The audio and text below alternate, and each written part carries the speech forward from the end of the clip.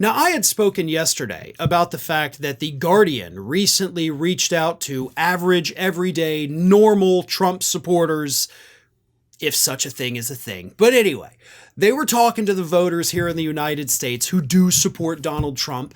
And some of those people, as I talked about yesterday, did express their concerns over the fact that just everything humanly possible is going as badly as possible for Donald Trump and his campaign. But those weren't the only people that The Guardian spoke with. They spoke to other people, both current and former supporters of Donald Trump, some of them only recently former supporters of Donald Trump, and what they had to say was actually even worse than the other folks.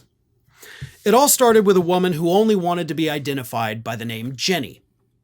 And Jenny admitted to The Guardian that there is definitely something wrong with Donald Trump's brain, and maybe it was there before and she didn't notice, but it is undeniable now. And because of that, former Trump supporter Jenny says, I can't vote for the guy. But it's not just that she can't vote for him. She says that she is now actually afraid of what would happen if Trump got back into office. Let me read you what Jenny told The Guardian. She said that recently a Trump rally in her area, quote, reminded me why I'm not going to vote for him this time. Now, she voted for him twice. She voted for him in 2016, voted for him in 2020, but this year, she says, can't do it. Reminded me why I'm not going to vote for him this time. After listening to that, I'm actually afraid of Trump being president again. I don't know what he was talking about half the time. Perhaps he was always like that, but he seems worse, more unstable. So, from the sound of it, sounds like Jenny did go to the rally with the intention of supporting Donald Trump, or at the very least, maybe she was already on the fence, but said, you know what? I'm going to go. I'm going to listen to him. We'll see. Maybe the media is overblowing it. Maybe there's not actually something wrong with his brain. And she left that rally, or stopped watching the video of the rally, whatever it was, and said, oh, hell no, done. Not doing it because there's something wrong inside this man's head. Something that, of course, everybody on the left has been screaming about for several years now. But even some of Trump's supporters, people that voted for him in 2016 and 2020, they recognize it now. They are waking up. And she is right. It did exist prior. She says maybe it did, but it did. But it's gotten worse. There is no denying that Donald Trump's mental state has gotten worse. And there are spikes. We've seen it all throughout this year. During his fraud trial in New York, the mental instability hit like sky high. After that, after he got the verdict and then went into the debate with Biden, he seemed to kind of taper off. Didn't seem quite as crazy. He was still saying crazy, stupid things all the time, but didn't seem as unhinged. Didn't seem like he was 2 seconds away from going on a rampage at some point. But then Biden drops out, Harris comes in, starts crushing him in every single poll. Suddenly Donald Trump is twice as crazy as he was after the convictions. And because this one has not died down, Harris is still crushing him, his insanity has gotten worse and worse and worse. We see it in his tirades on social media. We see it in the interviews that he does. We see it in his rallies. There is something definitely wrong with this guy. Jenny is not the only one who spoke to The Guardian. They also spoke to a Pennsylvania Trump supporter who said, quote, my father keeps saying, if I vote for Trump, what's Trump going to do? And I'm thinking, if you're asking me that, then Trump isn't getting the job done because you should know what he's going to do on day one. So how does Trump win? He stops with the personal narratives of I was prosecuted, persecuted, tried, and all the personal stuff against Kamala.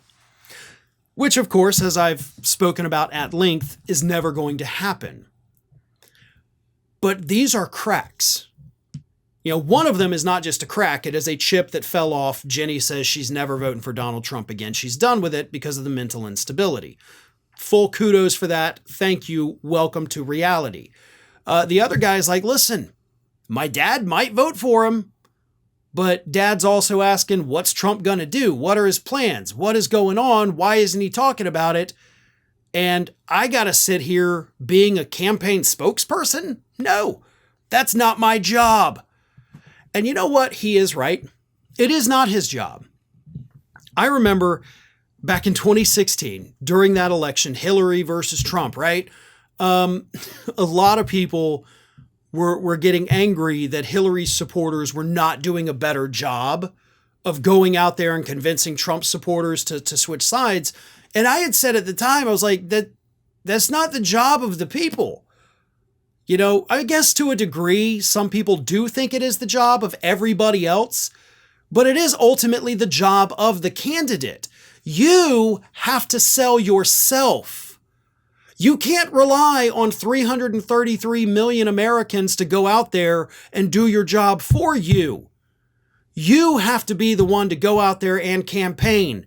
You have to hit the swing states. You have to talk to voters, but more importantly, you have to know what you're talking about. I'm not saying Hillary didn't know what she was talking about, but she did ignore the swing states. We know that. But now Trump is the one who's not telling people what he stands for. He's not telling people what he's going to do. And when he is telling people things, he's telling them things that make them think he has a mental illness. So nothing is working. Everything is going poorly, and it's all his fault. That's an incorrect statement. I can no longer blame all of Donald Trump's problems on Donald Trump, because to do so is to deny the fact that J.D. Vance is also dragging down the ticket. So I take back that statement. It is not all Trump's fault. It is mostly Trump's fault. But trust me, J.D. Vance is also doing a very good job of, one, not talking about the issues, and two, pissing off voters, and of course, three, convincing voters that maybe there's something even wrong with his brain that's not age-related, as it likely is with Donald Trump. So you got two horrible candidates out there that are pushing people away, that are incapable of talking about anything other than personal attacks against their Democratic opponents, Harris and Walz. They don't know what they're doing. And the Trump supporters are finally picking up on that. We are 2 months and a handful of days away from the 2024 election. And what we are seeing in reports, what we are seeing in polls, is more and more people saying, I like Harris. I don't like Trump. I like Harris's policies. I don't know what Trump's are. I mean, Harris got hammered by the media for 3 weeks because she doesn't have any policies. Well, now that she's coming out with them, public loves it. Trump's the one still flailing. Y'all aren't asking where his policies are you? No, you're not.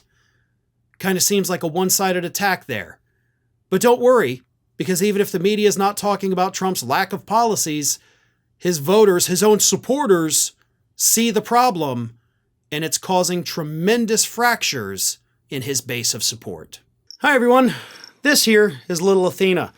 And Athena would like to know why you haven't subscribed to Fair and Balanced yet. So please, don't let Athena down. Subscribe today.